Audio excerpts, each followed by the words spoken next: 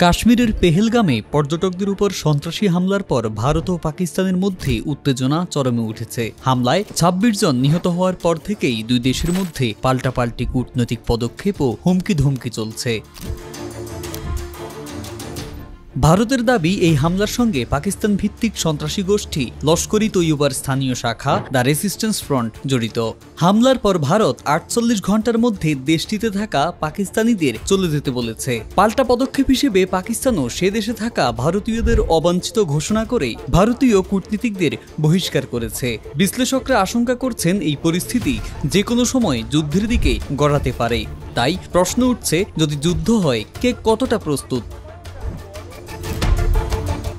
আন্তর্জাতিক সামরিক বিশ্লেষণ সংস্থা ডিফেন্স সিকিউরিটি এশিয়ার তথ্য মতে পাকিস্তানের হাতে রয়েছে ১৪০ থেকে ১৫০টি পারমাণবিক অস্ত্র, আর ভারতের কাছে রয়েছে ১৩০ থেকে ১৪০টি। অর্থাৎ পরমাণু অস্ত্রের দিক দিয়ে পাকিস্তান সামান্য এগিয়ে। ভারতের সক্রিয় সেনা সংখ্যা ২১,৪০,০০০, রিজার্ভে রয়েছে ১১,৫৫,০০০ সৈন্য। এছাড়া যুদ্ধকালীন পরিস্থিতিতে মিলবে ৩১ কোটি সেনা। অপরদিকে পাকিস্তানে সক্রিয় সেনা রয়েছে ৬,৫৩,০০০, রিজার্ভে রয়েছে ৫,১৩,০০০ সেনা, আর যুদ্ধকালীন পরিস্থিতিতে দেশটিতে মিলবে ৪ কোটি সেনা।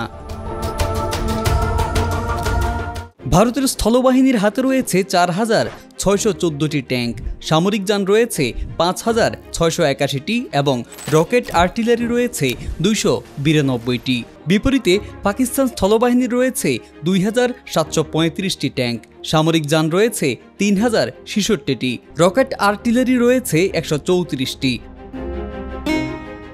ভারতের যুদ্ধ বিমান রয়েছে ২,২১৬টি। এগুলোর মধ্যে রয়েছে রাশিয়ায় তৈরি মিগ-21, মিগ-27, মিগ-29, সুখোই 30, MKI, ব্রিটেন ফ্রান্সের তৈরি জাগুয়ার এবং ফ্রান্সের তৈরি মিডেস 2000। পাকিস্তানের যুদ্ধ বিমান রয়েছে ১,১৪৩টি। এগুলোর মধ্যে রয়েছে চীনের তৈরি F-7PG এবং যুক্তরাষ্ট্রের তৈরি F-16 ফ্যালকন। আর্মড ফোর্সের হিসাবে ভারতের নৌবাহিনীর রয়েছে 15টি সাবমেরিন, 15টি ফ্রিগেট এবং বিমান বহনকারী জাহাজ 2টি। অন্যদিকে পাকিস্তানের রয়েছে 5টি সাবমেরিন এবং 9টি ফ্রিগেট।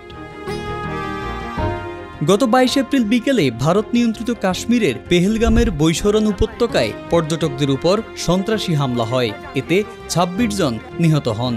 হামলার দায় স্বীকার করেছে পাকিস্তান ভিত্তিক জঙ্গি সংগঠন লস্কর-ই-তৈয়বার স্থানীয় শাখা দ্য রেসিস্ট্যান্স ফ্রন্ট।